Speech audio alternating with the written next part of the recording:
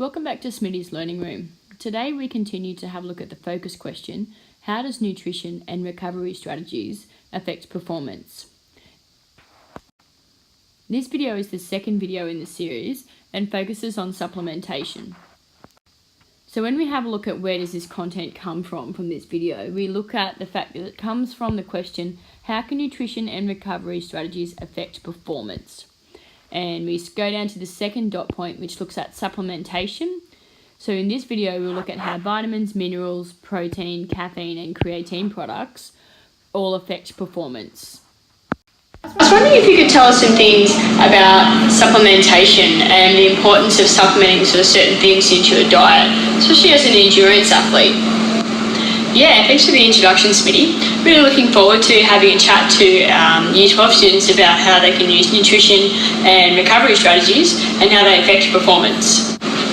The thing with supplementation is if the body can't store the excess vitamins, which what they want to then do is try and get rid of them, and that's usually secreted through urine. So you'll notice a change in your urine, and athletes will generally watch the colour of their urine in relation to hydration, but also in relation to vitamins stores and supplies. If the urine changes colour because you're having supplementation, that's usually because your body is either A, not absorbing it properly, or B, that you've got too much of that vitamin in your body. So when you are supplementing as an athlete in relation to vitamins and minerals, as I said before, an athlete can get as many vitamins and minerals they need from natural products, but sometimes they have to get them elsewhere, and that's where you really need to consult with a doctor or a naturopath for them to be able to help you decide which ones you actually need to take and what way to take them and when to take them. Protein's a really big one to talk about, especially amongst young athletes, in particular male athletes. They seem to think that, I must get protein, I need protein to get bigger muscles. And this is true because when we look back to, say, junior PDHPE, where we look at vitamins and minerals and what they do, we know that protein is responsible for repair and growth of muscles. But at the end of the day, going back to talking about vitamins and minerals, we should be getting enough protein in our diet to assist with the growth and repair of those muscles. If we're trying to increase our muscle hypertrophy to a certain extent over a shorter period of time, then yes, we're obviously going to increase the protein. Something that endurance athletes tend to do is have protein relatively quick after an extended period training session, and that is usually to help with recovery because the protein that they're consuming can then be sort of sent straight to muscles to aid in the assist of the recovery of those muscles. It isn't recommended to take protein supplements as a very young athlete, and obviously if they are, that needs to be under the guidance of coaches or doctors.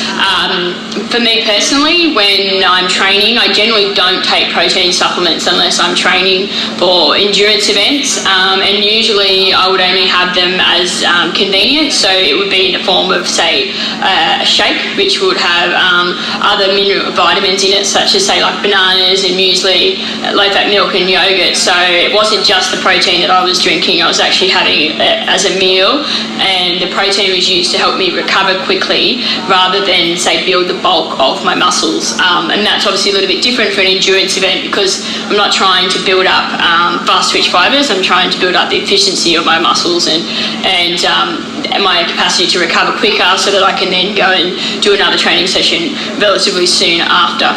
So as I said, protein should really only be used at prior and post-resistance training to assist with increasing the size and strength of muscles. And obviously if an athlete has some kind of issue around sourcing protein in a natural form, the big danger with having excess protein in the diet is that this is stored as fat in the body. So instead of putting protein in to repair muscles, we're actually putting excess protein in and gaining weight through fat, which is actually a lot more difficult to burn than what natural carbohydrates are. So that's why it's really important to make sure that you're supplementing the right amount. And as I said, most athletes generally don't need to actually supplement the protein into their diet if they're getting it from natural sources. When we have a look at caffeine, people say, it's a performance enhancing drug, and it used to be on the banned drugs list. It no longer is, and this is pretty much due to the fact that the advantages of using caffeine are very short term, so the effects of it don't last very long, and obviously excess use of caffeine can actually have a negative effect on the body. I'll talk about that in a minute. Now, like most of these sort of replenishing things and taking energy gels and sports bars and that sort of thing, they're used for endurance events. So events more in duration for more than an hour. Personally, when I generally tend to use caffeinated products is for when I'm sort of tapping into the back end of a race. So if I'm looking at a half Ironman, I could have been exercising for about 4.5 to 5 hours, and I sort of need that last little kick for the last half an hour, and so I start consuming caffeine to sort of increase my alertness and to sort of sometimes increase motivation because I am a little bit more alert. Obviously, athletes won't start taking caffeine straight away because once you start taking caffeine, your body sort of goes up in relation to alertness, and then we sort of start coming back down. So once you're taking it, you have to keep taking it in order for your body to stay up at that top level. So if we're taking it, we need to make sure that athletes use caffeine in sort of the later stages of their event or their performance, and it's strongly recommended to test the use of caffeine performance prior to your race or your performance, because there are adverse effects of using caffeine. The most common one being an upset stomach or having to go to the toilet because your body's not used to processing such concentrated rates of caffeine. Creatine supplementation is another form of sort of supplements that an athlete might choose to take. These are generally in relation to athletes that are trying to increase their strength and their muscular power. Obviously, creatine increases the amount of ATPC that we can have available in our body, and usually we consume this with carbohydrates. So when we take the creatine products, we usually sort of, as athletes, take them over a 4 to 5 day period to try and get the benefits of the ATP-PC in there. As an endurance athlete, we don't tend to take them for performance or for our actual day of event. It's more we take them for training. So if we're doing strength training, or we know we're doing a block of high intensity training, which requires the use of our ATP-PC system more predominantly than, say, our aerobic system, an endurance athlete might choose to use creatine supplements, but creatine is generally used for athletes who are looking at resistance training or athletes who are doing high sort of intensity training with really short, sharp bursts of energy efforts.